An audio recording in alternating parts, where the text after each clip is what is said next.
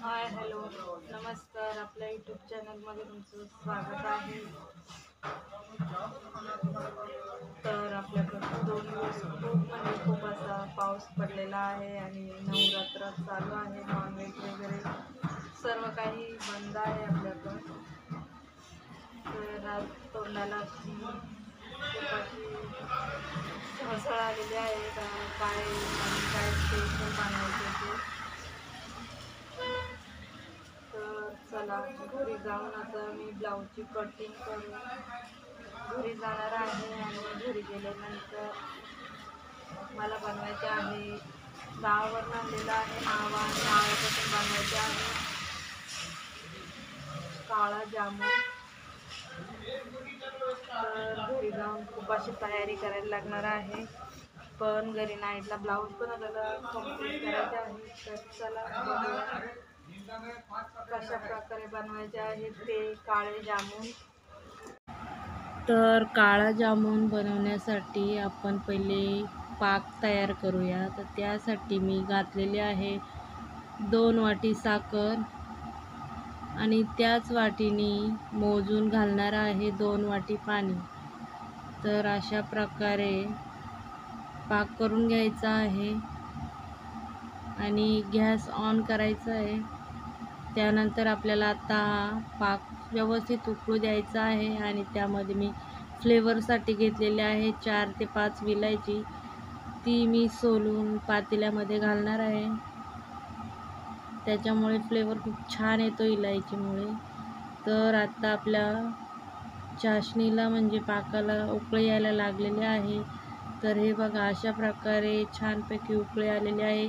तरी पण आपल्याला अजून 5 मिनटं छानपैकी उकळू द्यायचं आहे. तर आता खूप उकळी आलेली आहे आणि बघूया असं चिकट पाक तयार झालेला आहे. तर आता आपण हा आणलेला आहे गावाकडनं मावा. हा गाईच्या दुधाचा मावा आहे. त्यामध्ये मी घेतलेला आहे अर्धा पाव पनीर. अर्धा किलो मावा आहे त्यामध्ये मी अर्धा पाव पनीर घालणार आहे. त्यामुळे काळा जामून खूप छान होतो. तर त्यामध्ये घातलेला आहे किसून घेतलेला आहे पनीर. तर अशा प्रकारे मी सर्व पनीर किसून घेणार आहे आणि त्यानंतर आता आपण हा मावा आणि पनीर व्यवस्थित मिक्स करून घेऊया.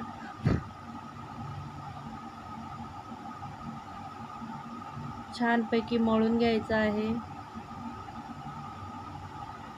त्यामध्ये घालणार आहे 2 चमचे रवा, बेकिंग पावडर आणि बेकिंग पावडर आणि 2 ते 3 चमचे रवा आणि 1 वाटी मैदा घेतलेले आहे आणि 2 चमचे अशी मी बारीक साखर घेतलेली आहे बारीक करून पिठी साखर. ती 2 चमचे घातलेली आहे आणि 1 वाटी मैदा.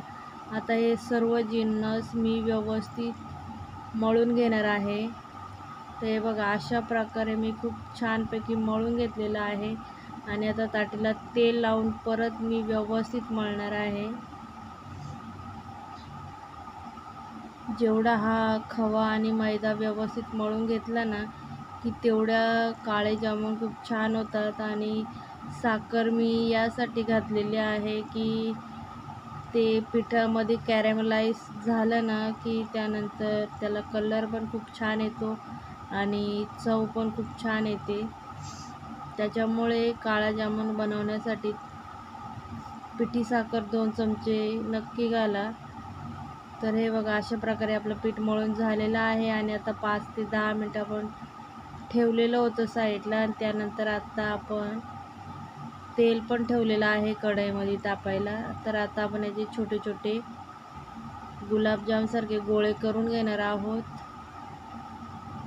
आणि काही जण बोलतात की काळे जामून गुलाबजाम जास्त तळताना जास्त काळपट केले की ते काळे जामून होतात. तर असं नाही आहे, ते खूप कडवट होतात. या पिठामध्ये थोडीशी पिठी साखर टाकली की ते बरोबर त्याचा कलर व्यवस्थित काळपट होतो आणि तो जळला पण नाही जात आणि त्याचा टेस्ट पण खूप छान येतो आणि कलर पण खूप छान येतो. तर अशा प्रकारे आपण सर्व गोळे करून घेऊया. ते बघा अशा प्रकारे मी गोळे तयार केलेले आहेत आणि आता ही आपण पहिली बॅच तळून घेणार आहोत. तर अशा प्रकारे एक एक आपण सोडणार आहोत कढईमध्ये. आणि जास्त गरम पण नाही आणि जास्त थंड पण नाही, अशा प्रकारे मीडियम याच्यावर आपण तेल गरम केलेलं आहे. आणि अशा प्रकारे आता आपण सर्व गुलाबजाम टाकून घेऊया. गुलाबजामपासून तयार करायचे आहेत आपल्याला काळा जामून. तर हे बघा अशा प्रकारे कढईमध्ये घालून घेतलेले आहेत आणि आता मीडियम फ्लेमवरती आपण छानपैकी फ्राय करून घेणार आहोत. तर हे बघा आता वरती यायला लागलेले आहेत आपले गुलाबजाम. तर अशा प्रकारे व्यवस्थित तळून घ्यायचे आहेत आणि त्याला थोडक्यात काळपट कलर आला पाहिजे, म्हणजे ते नक्की काळा जामुन असे होतील. ते बघा आता थोडा थोडा कलर यायला लागलेला आहे.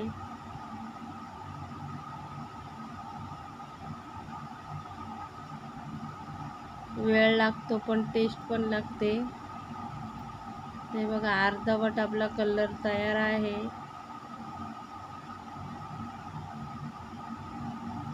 आता याला थोडा डार्क कलर यायला लागलेला आहे, तरी पण आपल्याला अजून 2 ते 3 मिनटं तळून घ्यायचे आहे. ती साखर त्याच्यामध्ये कॅरेमेलाइज झाल्यामुळे त्याचा असा कलर झालेला आहे. हे बघा अशा प्रकारे आपले काळे जामून तयार आहेत. हे जळालेले नाही आहे, हे साखरेमुळे कलर आलेला आहे. तर आता हे बघा हे आपण काढून पाकामध्ये घालूया. याची टेस्ट खूप छान अशी लागते. तर हे बघा व्यवस्थित निथळवून आपण पातेल्यामध्ये घालणार आहोत आणि आपला पाक पण कोमट आहे आणि झाकण ठेवणार आहोत. आणि आता आपण राहिलेले काळे जामून परत तळून घेणार आहोत.